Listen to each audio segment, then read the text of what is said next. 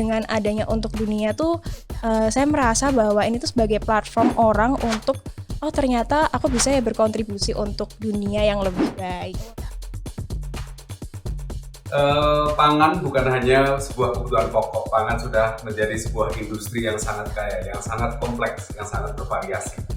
Pangan bukan hanya menghidupi para petani, tapi pangan juga menghidupi para inovator, para entrepreneur, dan juga para pelaku seni. Mari kita manfaatkan pangan sebagai sebuah kekuatan ekonomi bangsa ini, menghidupi mulai dari petani sampai para kreator-kreator muda, inovator-inovator muda Indonesia. Terima kasih.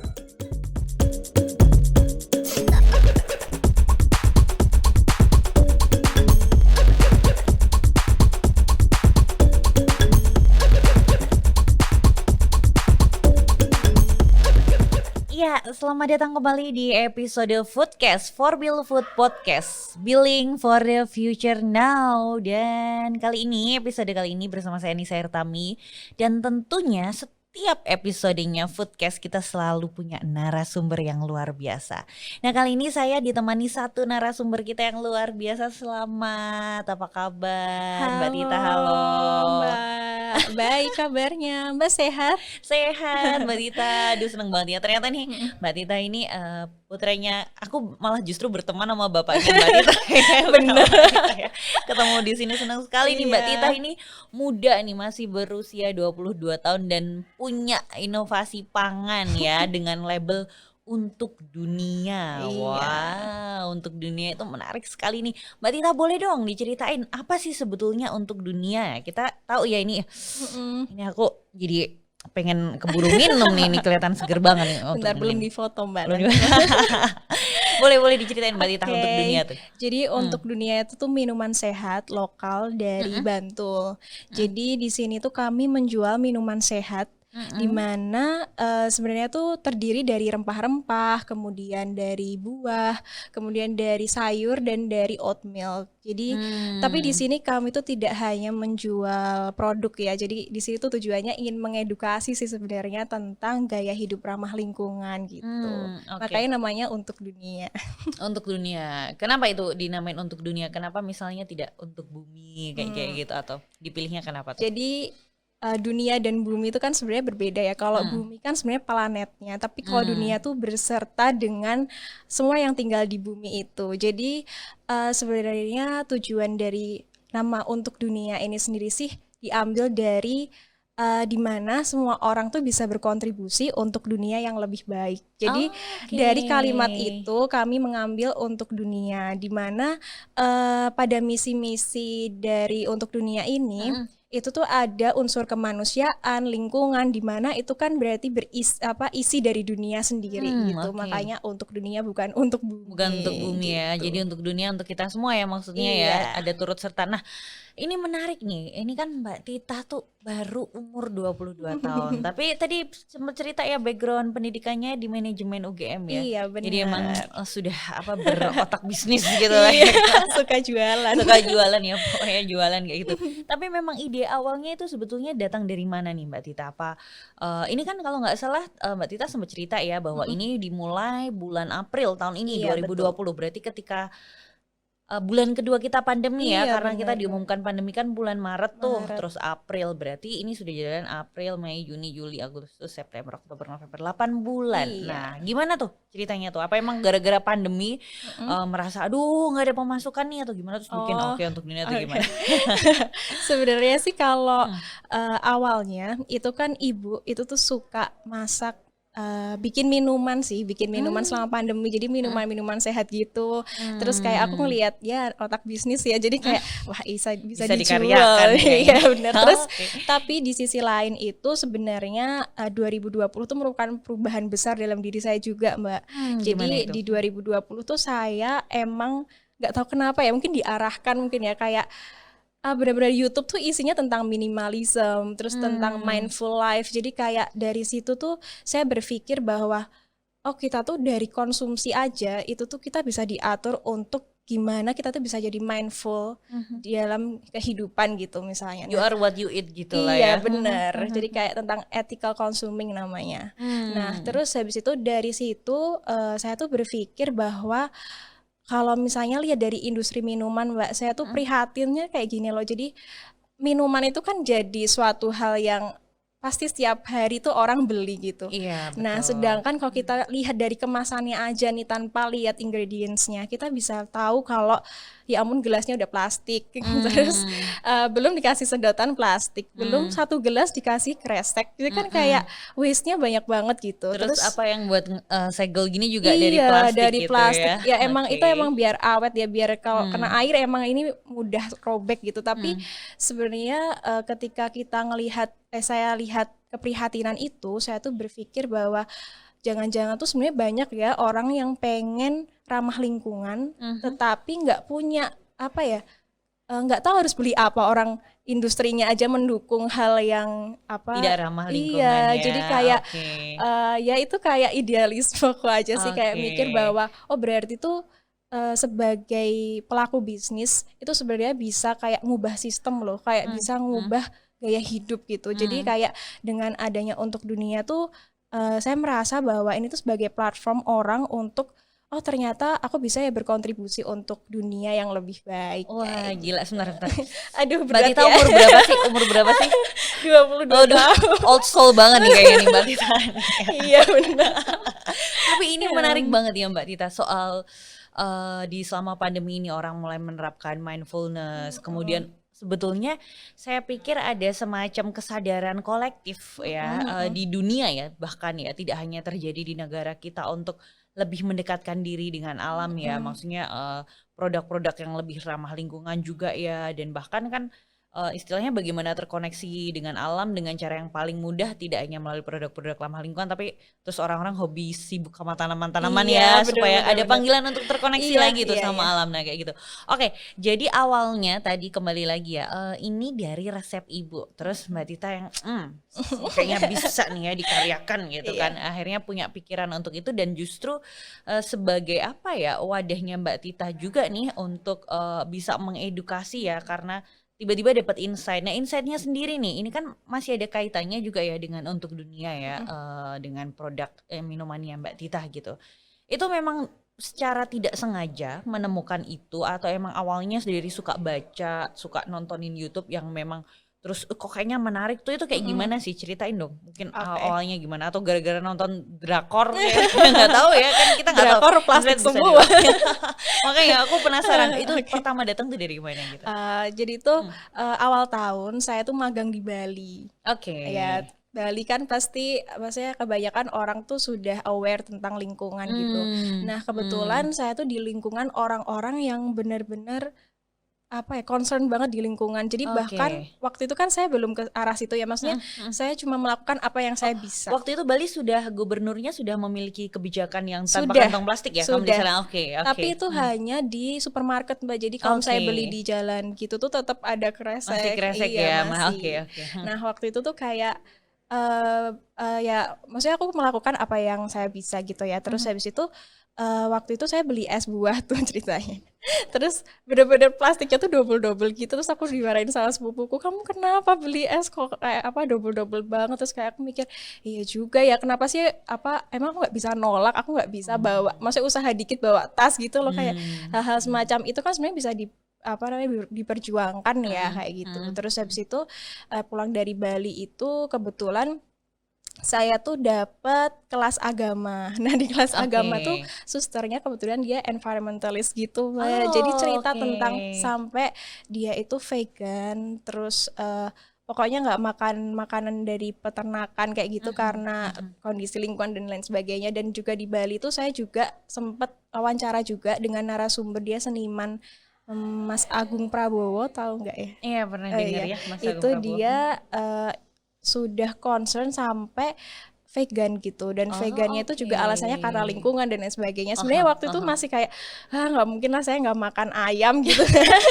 Siapa sih yang bisa menolak Iya. prit gitu Iya. ya, fast food yang Bener-bener. baunya menggoda. Terus abis itu taunya waktu pulang terus kayak apalagi pandemi kan Oke.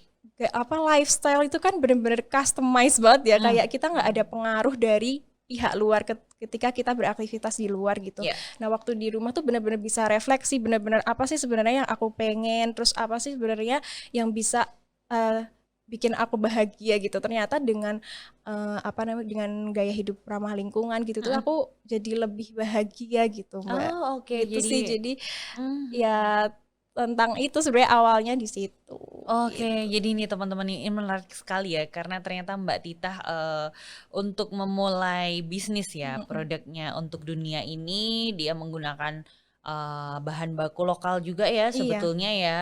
Nah nanti boleh deh kita ceritain juga ya soal bahan baku tapi di sini yang mau aku garis bawahi menarik sekali bagaimana kemudian sebuah produk bisnis ini juga bisa bersinergi dengan satu tujuan positif yang ternyata membuat jiwa bahagia ya tadi Iya. karena dengan gaya hidup mindfulness tadi ya Iya. penuh kesadaran. Oke nih, emang old soul deh ini ya Mbak Tita nih. Aku berasa kayak ngobrolnya seumuran aku emang seumuran sih. Aduh. Nah, Mbak Tita, Mm-mm. kalau tadi kan cerita tuh awalnya kan ini ternyata dari resep ibu gitu Iya. ya. Nah, terus untuk sekarang ini gimana nih? Maksudnya dengan produknya untuk dunia ini apakah Mbak Tita juga masih berkolaborasi sama ibu atau gimana? Masih tentunya, Mbak. Jadi Oke. kalau misalnya yang rebusan gitu ibu Mm-mm. yang buat gitu. Yang rebusan yang rempah-rempah gitu Iya, ya. rempah-rempah Jadi ibu gitu. bagian dapur, Mbak Tita kan emang basicnya manajemen yang Iya, masarin gitu ya, marketing terus marketing. hubungin orang-orang gitu. Oke, terus Mbak Tita, sebenarnya kan aku juga tahu nih di pasaran ya di Mm-mm. Jogja ya, karena aku juga suka banget produk-produk seperti ini. Jadi aku suka ke kayak pasar-pasar organik kan memang ada beberapa ya yang hampir sama kayak gitu. Nah, apa sih yang kemudian membedakan untuk dunia nih sama produk-produk yang lain gitu? Menurut Mbak Tita Kalau apa? aduh, ini kayak ujian pendadaran ya. Oh iya pendadarannya buat Kalau pemanasan ya. kalau misalnya Hmm. tentang perbedaan sih sebenarnya pasti setiap ramuan tuh beda rasanya. Maksudnya Hmm. walaupun ya pasti komposisinya tuh apa kayak takaran itu kan pasti beda ya kalau dari segi produk. Tapi di sini sekali lagi untuk dunia tuh tidak hanya menjual produk minuman, Oke, tapi bagaimana kami tuh menjual value. Jadi oke. terus berinovasi sih Mbak. Jadi kayak misalnya apa ya kolaborasi sama apa lagi ya, terus Mm-mm, bikin packaging yang kayak gimana lagi ya mm-mm, gitu. Terus jadi dari situ sih yang apa ya membuat untuk dunia itu berbeda jadi kayak hampers dijadiin hampers bisa, terus Hmm. dijadiin minuman keluarga bisa. Mm-mm, Jadi ini juga untuk anak muda ternyata juga banyak peminatnya terutama yang Kliwon. mm-mm. Itu banyak Oh, yang Kliwon yang lahir suka di Jumat Kliwon ini. Oke, gitu. oke. Yang Kliwon ini ada nih di sini ya produknya yang Iya, Kliwon ya. yang Yang jeruk mana? nipis. Ini ya. Iya, betul. Oke, nanti aku juga cobain deh. Aku sebagai anak muda ya. Oke, Mbak, tadi kan sempat disinggung nih Mbak Tita soal kolaborasi. Nah, kolaborasi apa ya kemudian yang diciptakan sama untuk dunia ini? Terus apakah misalnya dari bahan bakunya sendiri juga diperoleh dari mana? Misalnya kolaborasi tidak hanya soal pemasarannya. Kayak gimana sih yang diciptain? Ya, sebenarnya kalau Hmm, untuk social bisnis ya dimasuknya ya, bisa oke. dibilang itu emang kolaborasi itu jadi hal yang paling penting sih gitu. Karena Hmm, di sini kami juga jujur pasti ingin memperluas pasar, memperluas pasar. Nah, makanya dari itu kita tuh bikin kolaborasi. Jadi misalnya yang pertama itu tuh awal banget saya tuh nekat hubungin Kalis Donat oke. untuk ini nggak apa-apa kan sebut Nggak merek. apa-apa, nggak apa-apa. Nekat, kenapa kamu merasa Nah, nekat gitu? karena itu udah usaha yang viral di Jogja, terus Oke, udah besar waktu oke. itu pada April, itu Hmm, benar-benar April akhir bulan. Jadi kayak hmm, benar-benar baru 2 minggu kami jalan, hmm. itu saya menghubungi untuk intinya mau bikin hampers lebaran. Terus ternyata dapat respon positif, ternyata mereka juga sedang cari kolaborasi yang produknya tuh punya value yang tinggi dan ternyata Oke. mereka lihat bahwa untuk dunia itu punya value yang bisa diangkat nih gitu. Hmm, Terus akhirnya ya udah kami kolaborasi dari situ. Kemudian berikutnya juga ada bakery-bakery lain kayak Roti Bati kemarin hmm, sempat kolaborasi. Terus ini juga ada Coming Soon juga. Terus kemarin habis hmm, kolaborasi juga dengan Kayu Manis Rolls. Jadi di hmm, situ hmm. kami membeli satu bundling itu mau nanam satu pohon. Oke. Dan puji Tuhan tuh waktu itu kami juga mengadakan campaign. Jadi selain beli bundling bisa bisa apa donate juga Hah? pohon di situ Hah? 10.000 satu pohon dilindungi hutan. Jadi ada platform itu. Terus terkumpul 300 269 pohon. Jadi kayak kami udah punya hutan. Oke, udah langsung punya hutan sendiri ya berkat kolaborasi Iya, itu. jadi kayak ya kolaborasi semacam itu juga selain itu untuk bahan baku pun kan kami juga pakai dari pedagang desa. Jadi benar-benar pedagangnya sekitar rumah saya aja gitu. Oke, rumahnya di mana sih? Saya di Bantul. Oh, Jadi ini oke. produk Bantul tuh ya karena saya tinggal di Bantul dan proses produksinya di rumah. Di rumah gitu. ya, homemade ya. Iya. Nah tadi kan diceritain ini masih sama ibu gitu yang bagian rempah-rempah gitu. Ada nggak sih waktu awal-awal nih Mbak Tita mungkin punya ide ini kan tadi awalnya dari karena pandemi terus ibu sering masak rempah-rempah untuk keluarga ya. Berarti kan emang konsumsi untuk keluarga tuh awalnya terus karena Mbak Tita aja nih yang punya. Waduh ini bisa nih dikaryakan nih dijual gitu. Sempat nggak sih dapat apa ditentang gitu sama bapak atau ibu gitu? Kalau ibu sih waktu itu ibu tuh suka ragu dengan kemampuannya gitu loh.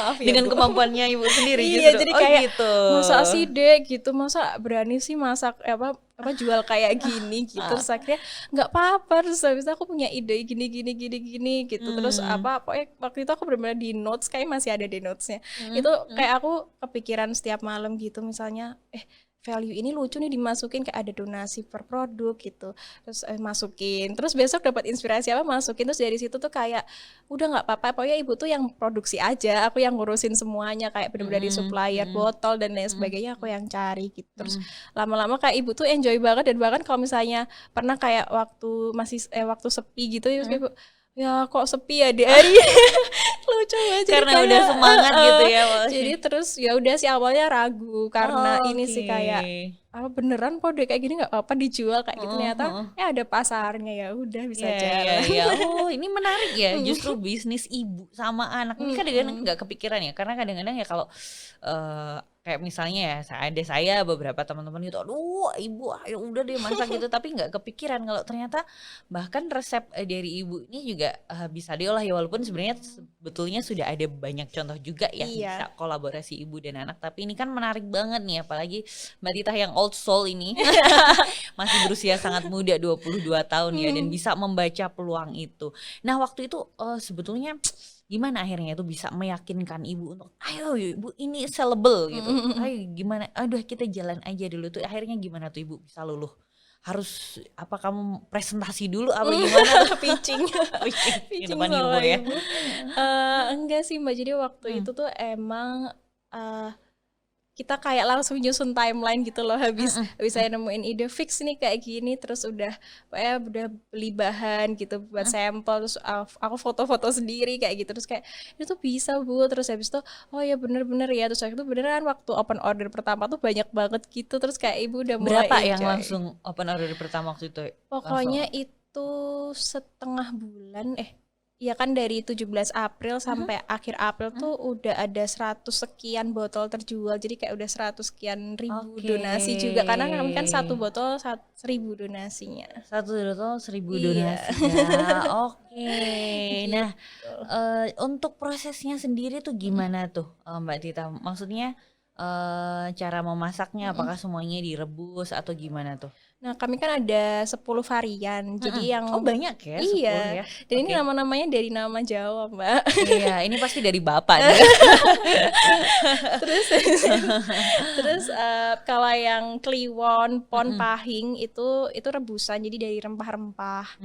Itu prosesnya direbus, jadi lebih awet. Jadi bisa 1 minggu gitu di dalam kulkas kayak gitu. Biasanya yang dijual dititip jual di Kalis kayak gitu tuh produk-produk yang direbus karena dia kan awet. Terus kalau yang jus itu biasa di blender biasa, dia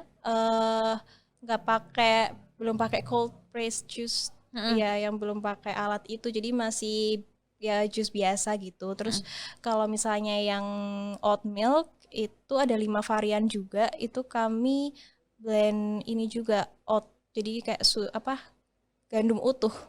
Itu gandum utuh. Aduh. Jika dia misah gitu kayaknya karena tepung. kayak tepung gitu teksturnya gitu. Oke. Nah, ini kan botolnya botol kaca nih. Ini karena memang bagian dari tadi ya Mbak Tita sempat sampaikan ya, edukasi supaya ini kan kalau botol kaca kan dia lebih reusable ya. Dia bisa dicuci mungkin abis itu dipakai buat isi apa kayak gitu. Emang seperti itu. Iya. Message-nya. Jadi kami ini bisa tukar botol. Jadi tukar botol tuh benar-benar satu botol, kemudian beli satu produk, nanti dapat potongan 5.000. Kemudian botol yang dikembalikan tuh kami sterilisasi dengan direbus selama 30 menit gitu. Jadi biar bakterinya hilang. Terus kami pakai lagi untuk jualan gitu. Oh, oke. Jadi memang ada sistem itu ya, tukar Iya. botol ya. Wah, ini menarik banget nih. Ya Mbak Tita, terus ini apa namanya, untuk tadi kan kita sempat ngobrol nih sebelum sesi podcast ini ya. Kan kaitannya ini ada edukasi ramah lingkungan. Nah, aku mau menanyakan soal zero waste-nya. Nah, gimana itu kemudian pengolahan limbah yang dihasilkan dari produk-produknya untuk dunia gitu. Karena aku yakin ya kita berusaha ya maksimal untuk zero waste gitu, tapi pasti nggak bisa 100% bisa kan. zero. Apakah juga ada kemungkinan kolaborasi juga nih untuk pengolahan limbahnya atau gimana dong? Boleh dibagi dong. Ya, jadi kalau misalnya tentu kami tuh ada waste-nya ya pasti karena dalam pengelolaan produk gitu. Nah, tapi untungnya kami karena pakai natural ingredients, jadi tuh limbah yang dihasilkan itu tidak merusak lingkungan gitu loh, Mbak. Jadi bukan bukan bahan kimia kan. Iya. Jadi kami misalnya Kulit waste-nya tuh jeruk kayak gitu-gitu jeruk ya. nipis, terus sawi gitu, batang sawi. Nah, itu kami itu menyediakan pojok lahan di belakang rumah, jadi masih tanah gitu, terus kami biarkan di situ. Kemudian kalau dia sudah mulai membusuk, terus kita tutup pakai tanah baru. Biar jadi gitu. kompos juga Iya, gitu jadi ya. kami itu juga mengurangi sampai situ karena ternyata juga setelah dipikir kasihan juga ya tukang sampah itu udah berat, bau, itu kan baunya karena sampah organik kan. Jadi kita melihat hal itu jadi kayak oh berarti ini harus diolah juga sampah organiknya. Jadi kami mengolahnya tuh ya dengan ditimbun di tanah di halaman gitu. Terus kalau untuk plastik-plastik yang tidak terhindarkan, terus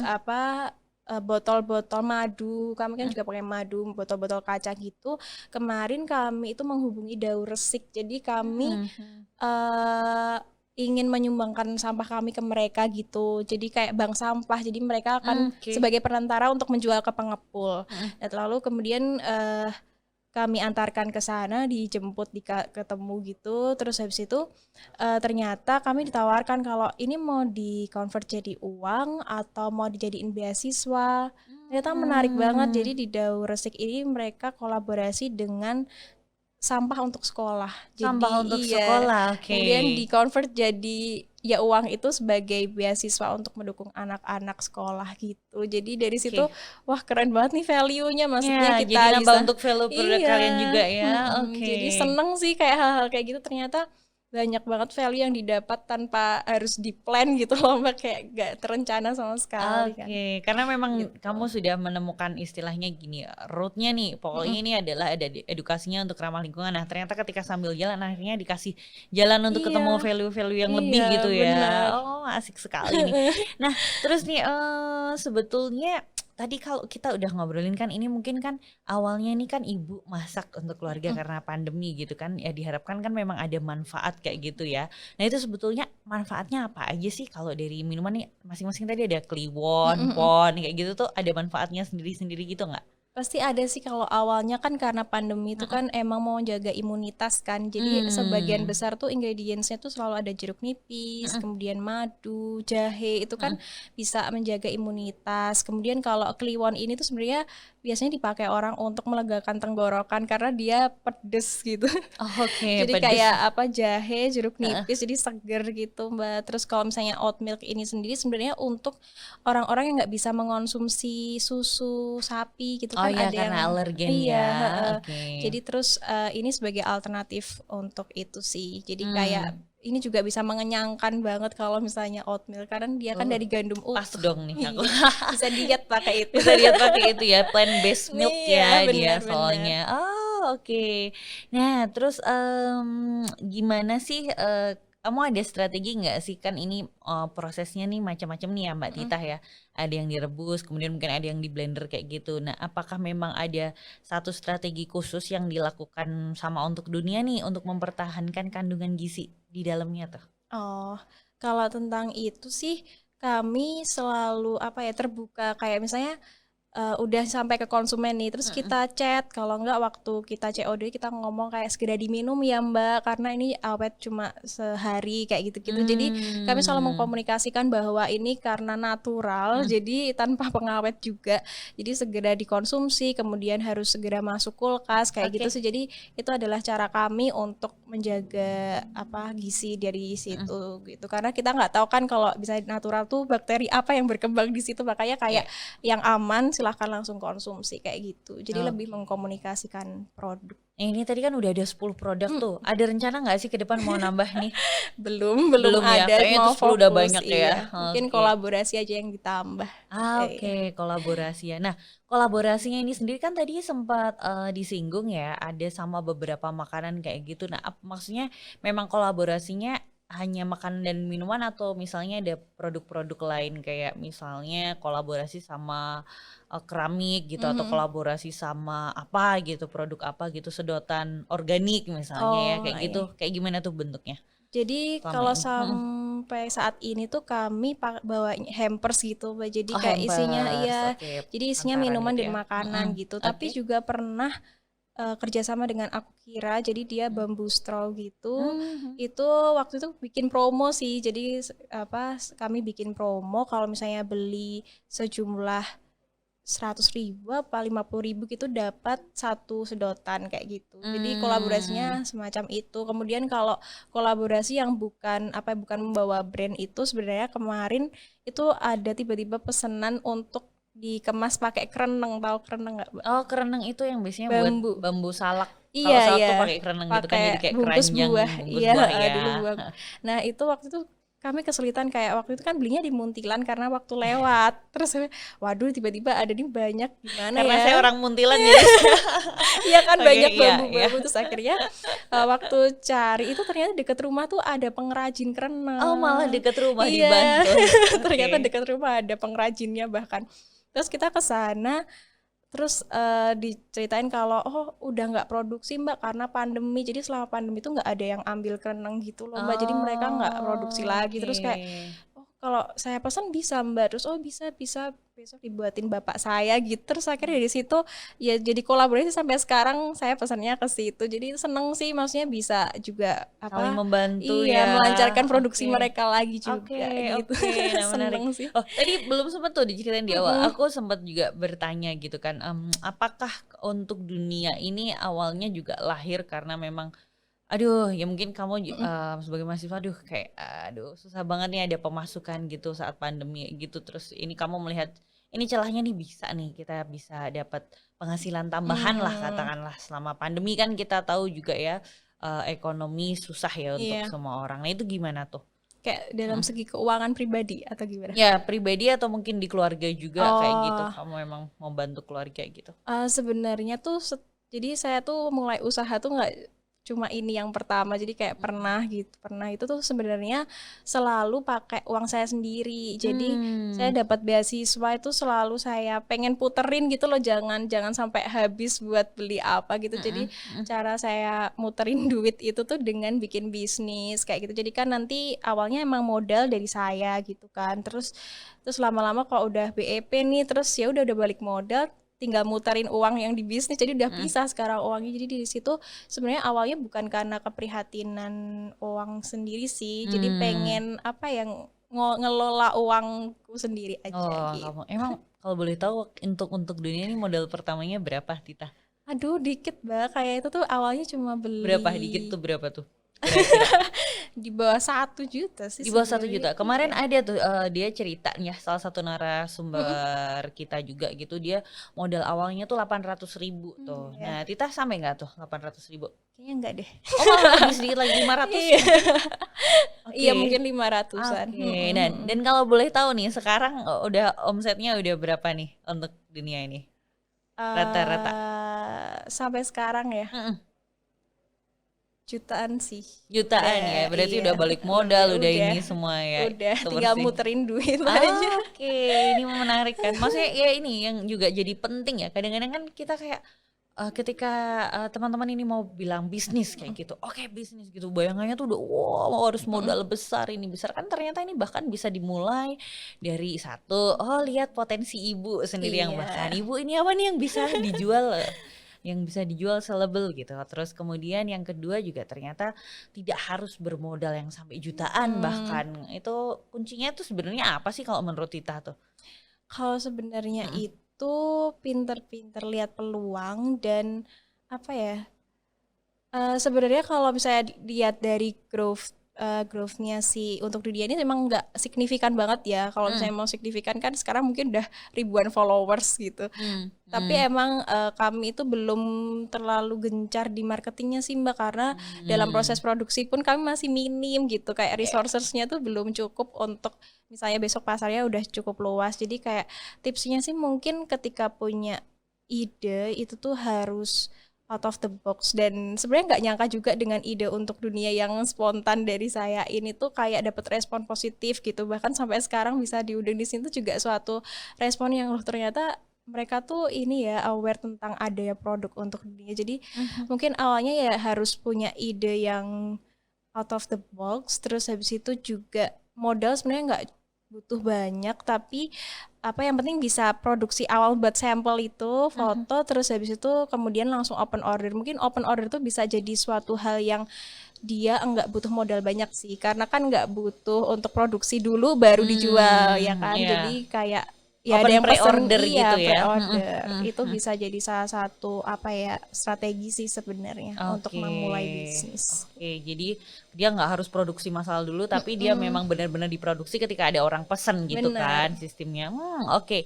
Nah sebetulnya Tita, ada nggak sih kamu target utama untuk siapa sih produk kamu ini? Apakah memang untuk milenial gitu, atau memang kamu menyasar orang-orang dengan gaya hidup yang sehat? Sebetulnya target utama untuk produk ini? Kalau target utama, kalau kita lihat dari produknya aja ya Mbak, sebenarnya itu menyasar di orang yang sudah menerapkan hidup sehat. Kemudian juga orang yang aware tentang lingkungan itu ternyata juga jadi nilai plus sih.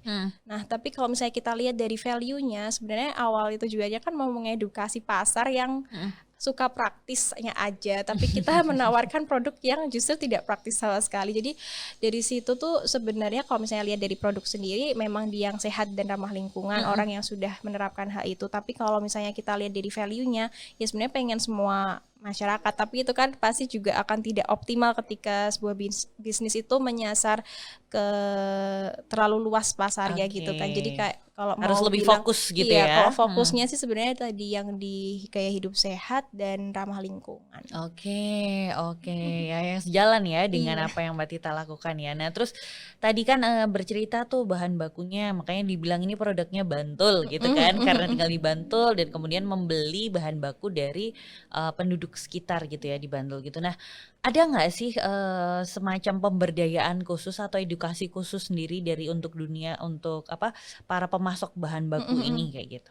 Kalau misalnya pemberdayaan sih itu impian terbesar saya sih. Jadi pengen bikin bisnis yang dia pemberdayaan desa gitu kan. Jadi masyarakatnya semua bisa terlibat. Jadi staffnya tuh orang-orang desa, itu tuh suatu impian terbesar saya. Tapi untuk sampai saat ini karena tadi itu kami masih memproduksi berdua aja nih. Jadi belum ada pemberdayaan secara apa ya optimal gitu bagi masyarakat sekitar gitu. Tapi itu sebenarnya tujuan jangka panjang sih. Tapi kalau misalnya untuk pemasok sendiri, karena kami pakai pedagang desa ya, itu mungkin kayak apa ya pemberdayaannya tuh lebih ya kami mensupport kayak mereka itu kan jualan sayur, jualan rempah. Nah kami support dengan kami beli bahan bakunya dari mereka. Terus habis itu untuk dalam apa pengkomunikasiannya juga kami itu selalu menjelaskan kalau nggak usah pakai plastik ya Bu, kami bawa tas belanja sendiri, jadi kayak gitu. Jadi itu juga perlu dikomunikasikan karena kan mereka juga oh iya toh Mbak, saya tuh juga bingung ya kalau misalnya banyak plastik tuh akhirnya saya bakar, padahal kan itu nggak baik ya. Jadi kayak komunikasi ringan kayak gitu akhirnya kita bisa kayak masukin nilai-nilai kayak oh iya Bu, itu tuh nggak baik sebenarnya, yang baik tuh ya emang mengurangi kayak gitu. Jadi kayak mungkin tuh bisa disebut pemberdayaan ya. Iya, ada selipan edukasi lah ya sedikit-sedikit ya dari apa namanya apa yang percakapan ya diobrolin kayak gitu. Wah, oke. Mbak Tita, terus mungkin yang aku juga pengen tahu nih, waktu awal-awal gitu tuh, selain tadi ya modal udah diceritain gitu ya, awal-awal kemudian memasarkan untuk dunia ini, ada nggak sih, kan kadang-kadang tuh ya temen ya kita nggak tahu ya, kayak suka ih ngapain sih sekarang jualan gitu, ih butuh duit banget yang harus jualan gitu. ada yang sebenarnya aku nggak tahu itu terjadi sama Mbak Tita juga nggak sih, hal-hal kayak gitu yang ada yang mencibir atau apa itu, gimana ngadepinnya? Karena saya tuh orangnya vokal ya, Mbak. Jadi kayak di sosial media tuh saya tuh merasa bahwa itu adalah suatu platform untuk sharing yang sangat strategik gitu loh, sangat strategis juga gitu. Jadi saya tuh nggak ragu untuk cerita tentang gaya hidup saya yang berubah, salah satunya mendirikan untuk dunia, bahkan kayak ide-ide yang untuk mendirikan untuk dunia tuh juga saya ceritakan gitu. Jadi kan pasti ketika itu kan masih pandemi ya, jadi kayak aku nggak mendengar komentar secara langsung, tapi ketika kita udah katanya new normal ini, kita udah bertemu langsung kayak gitu tuh, teman-teman ada yang kayak gini sih, kayak wah apa namanya, ada Tita, jangan ada gelas plastik yang gitu-gitu. Kayak apa sih yang hal kayak gitu, terus kayak apa sih itu, kan bukan juga apa, maksudnya setiap orang kan proses untuk mencapai itu juga beda gitu loh. Jadi ya biasa aja dong gitu. gitu. Itu paling cuma hal-hal kayak gitu gitu sih. Terus apa namanya, saya nggak tahu sih di luar sana, maksudnya kayak mungkin ternyata biasa aja apa kayak gitu, mungkin juga ada sih, tapi kalau untuk yang komentar langsung ke saya paling itu sih kayak cuma gode-gode gitu. Oke. Ada Tita nih, ada polisi yang ngejagain harga hidup sehat gitu. Padahal emang ya enggak. Nah, mungkin ada nggak sih pesan dari terakhir nih ya, dari Mbak Tita nih buat anak-anak zaman sekarang ya, generasimu juga nih, masih 22 tahun ya, untuk membangun usaha bisnis terutama di bidang produk-produk yang sehat dan peduli lingkungan. Kalau pesan saya sih, ketika udah mulai pelaku bisnis tuh mau terjun ke dunia yang peduli lingkungan, kemudian juga produk sehat, itu tuh harus genuine, harus tulus, harus benar-benar jujur. Jadi memang yang kamu lakukan di proses bisnismu tuh emang apa yang kamu komunikasikan ke pasar gitu loh. Jangan jadi, kalau di teori itu ada namanya greenwashing, Mbak. Jadi kayak sebenarnya perusahaan tuh nggak ngelakuin hal besar untuk ramah lingkungan, tapi dia membesar-besarkan untuk mencuri hati konsumen.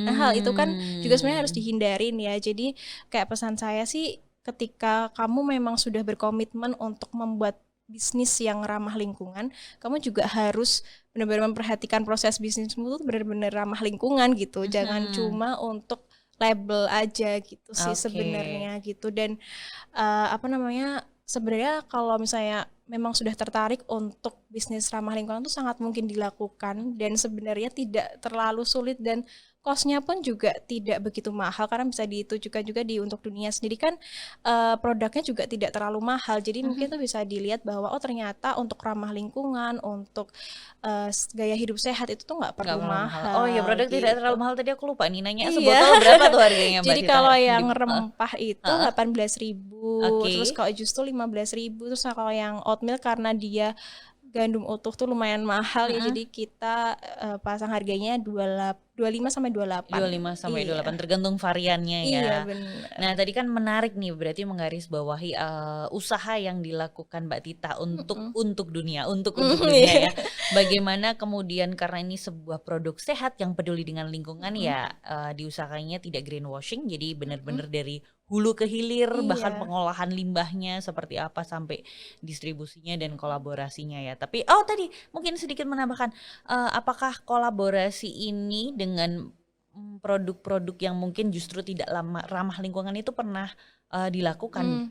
Dan, justru kami tuh pernah beberapa kali kayak sama bisnis yang emang belum ke ramah lingkungan, tapi justru kayak hal itu tuh yang membuat saya bersemangat gitu loh untuk ngasih bahwa ketika kita berkolaborasi kan pasti ada kesempatan untuk ngobrol, sharing tentang bisnis gitu kan. Jadi di situ tuh kayak ada suatu celah kesempatan gitu ya untuk bilang kalau ini loh ternyata untuk membuat produk ramah lingkungan tuh sangat mungkin dilakukan gitu. Jadi kayak dengan hal sekecil apapun gitu, dengan bahkan untuk bisnis yang sudah besar tuh kayak mungkin banget untuk kalau misalnya belanja di sini bawa tas sendiri kan itu kan sangat mungkin ya ketika Iya. bisnis sudah punya power yang besar.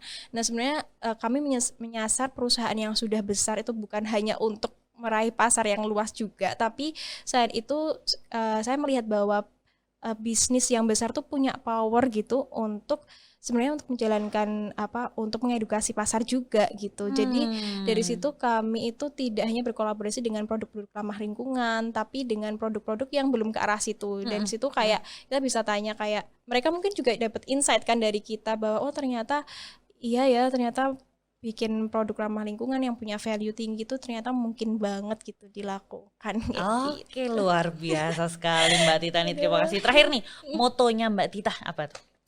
Motonya hidup itu harus seimbang.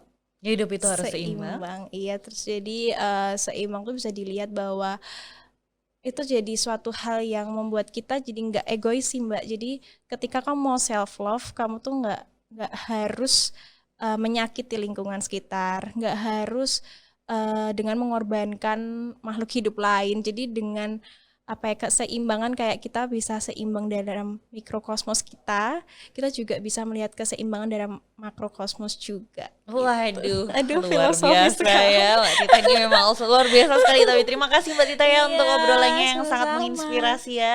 Semoga juga bisa memberikan inspirasi untuk teman-teman anak muda juga nih khususnya. Apalagi kan Mbak Tita nih masih sangat muda ya, 22 tahun sudah bisa merintis bisnis dan memberikan insight yang luar biasa nih. Oke, terima kasih ya sudah menyaksikan Foodcast. Jangan lupa untuk mendengarkan edisi Foodcast lainnya mengenai inovasi di bidang pangan Indonesia. Dan series Foodcast bisa didengarkan melalui channel YouTube, juga bisa dipantau melalui sosial medianya Forbil di websitenya forbil.id dan Instagramnya @forbil_institute. Oke, saya Nisa Hertami, saya pamit undur diri. Terima kasih sekali lagi Mbak Tita dan tetap terus saksikan episode Foodcast Forbil Foodcast Building for the Future Now.